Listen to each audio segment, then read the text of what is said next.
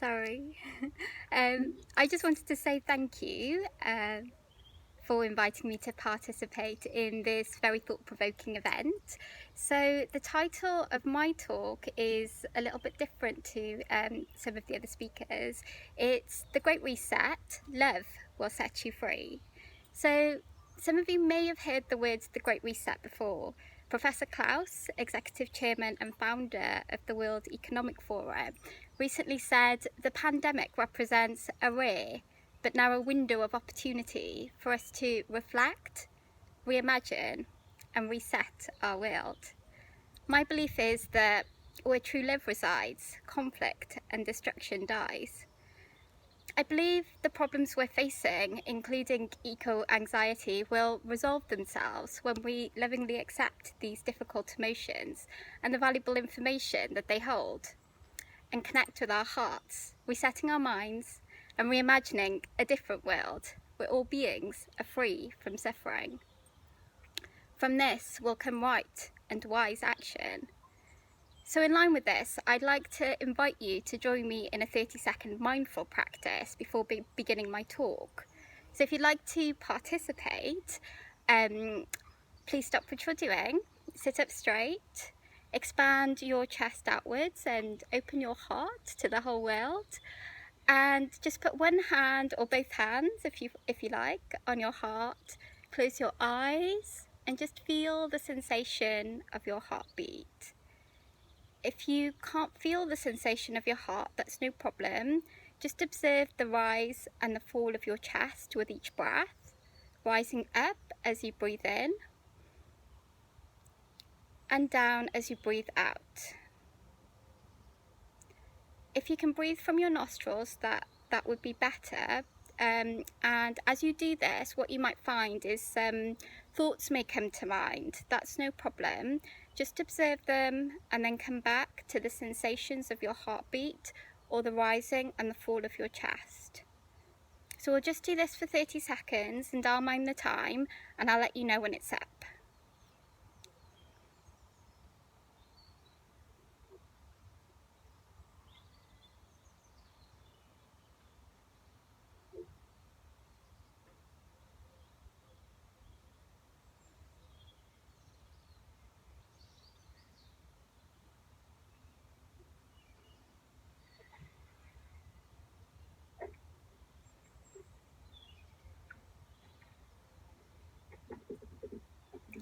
Thank you.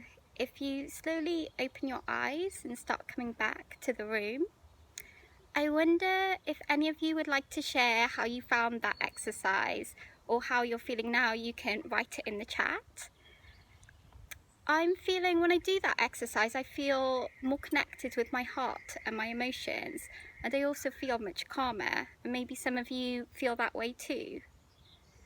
I also wanted to do that exercise to show, as important as the challenges are of climate emergency, it's equally important for us to check in with ourselves and our inner state and how we are feeling. We can also use techniques like this to calm our mind and our nervous system and connect with our hearts, taking the time to feel rather than getting stuck in our heads and maybe what other people are saying, as well as reminding ourselves of our vision and our dreams for the future. I also believe that when we do this, our words and our actions are wiser, more compassionate and more sustainable. I first learned about the severity of climate emergency a few years ago in 2016, partly from my own investigation and partly also from seeing it firsthand through my travels and the impact it was having on vulnerable people, animals and life on Earth. It broke my heart, which some of you may be able to relate to. I recently gave a UN model event on this, which you can find on YouTube using my name. I found learning about it all quite debilitating to begin with, and it was really important for me to first spend some time loving and caring for myself and how it was making me feel. In some ways, I think it's quite natural to feel anxious and sad, given the severity of the situation we're in and how much life on Earth is suffering in the here and now. And often it's people who are least contributing to it. these feelings are very valid, and they're also giving us important information which we can use constructively when we also connect to our calm and wise self, shifting our mindset to one of hope and self-love, that we do have the resilience and the internal resources to take the necessary action, no matter how big or small, with love in our hearts. In fact, you're already doing this now. Every time we take a positive action, it helps us to build confidence in our capacity to rise to the challenges of the day and also unite with like-minded people. We can also work on transforming the energy of fear, which anxiety is a subsidiary of, and can often be debilitating, to the strength, the confidence and the power of love that can be our shield. It knows no bounds, and it acts for the well-being of all life on earth, connecting us with our true purpose, rather than getting stuck in negative cyclical thoughts and hopelessness. So we can support each other and inspire each other to live a life of true meaning, aligned with our hearts. And by doing this, not only do we find fulfillment and happiness, but I believe the side effect of this will be the survival of humanity. So how do we go about transforming this energy? If I think back over the last couple of weeks, reading all the articles about how things are quickly getting worse, and general levels of apathy, I felt quite anxious and sad myself. I asked myself the question, does anybody care? When this happened, I took myself outside and I sat under a tree like I am here today, and an insight came to me. I should take my own advice. So I detached from the situation and I looked inwards to find some inner balance and resilience before coming back from a place of wisdom, non-judgement and love. I watched the clouds, I listened to the birds, I smelt the flowers, I touched my heart and observed my breath as we did here today. What I found is that my mind quickly calmed and expanded, and new thoughts and inspirations came to me, including the title of this talk, as well as more belief in myself and my own capabilities.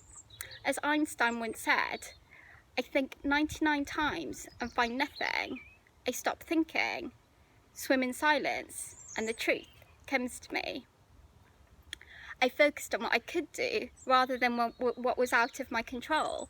And one of the actions that I decided to take is giving a talk which is taking place online tomorrow and repeated on Sunday, which is teaching people how they can calculate their own carbon footprint and make changes in everyday life, which you would all be welcome to join, and is based on my own experimentation.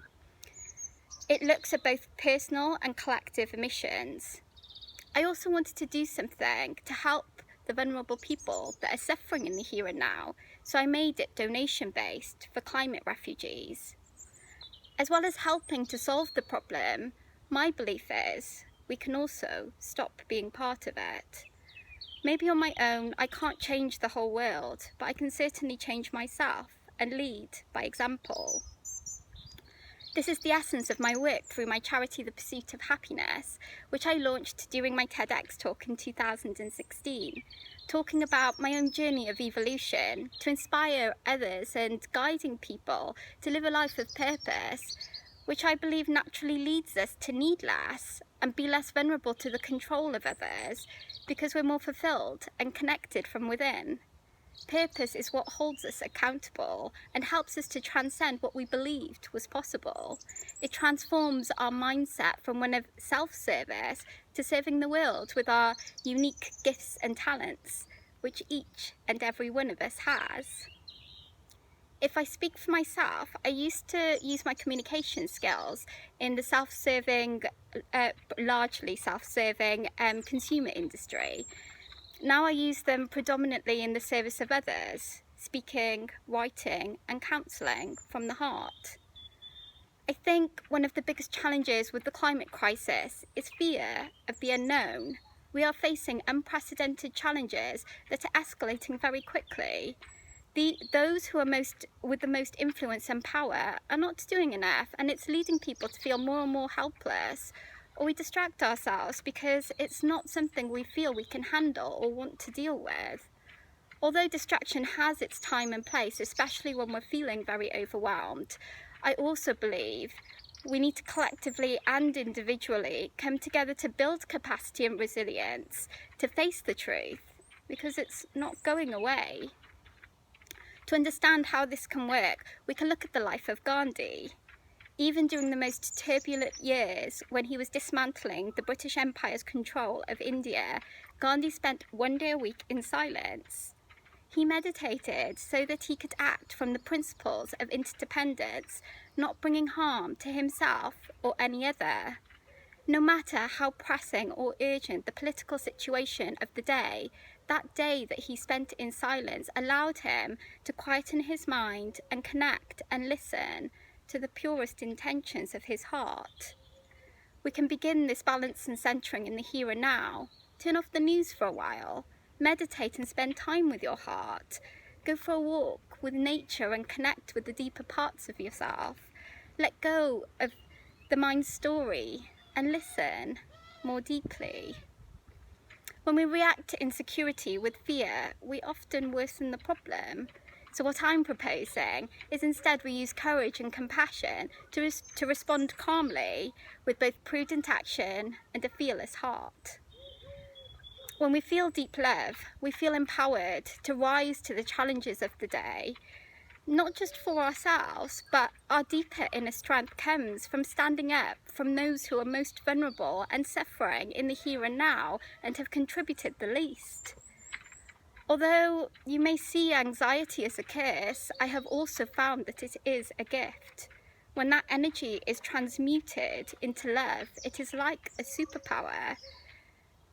Often what is holding us back is our own limiting beliefs, maybe also the negative voices of those around you that we take to heart. I have faced that too, but what I would like to say to you is the heart has no limits. It's bold, courageous, and it can achieve the impossible. I also believe it's important to forgive those who have no interest in the climate crisis, also for our own peace of mind and heart, understanding this is their ignorance. And through perseverance, although we may face many failures along the way, we can eventually, bit by bit, break through. This is not an easy task, and I can certainly relate to some days waking up and feeling angry.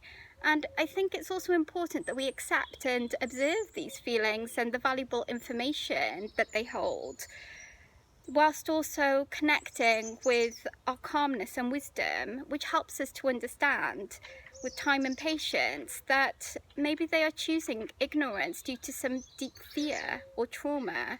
And although at times we have to take hard action, we can do it with compassion, understanding that what they need most is our love, not our judgment.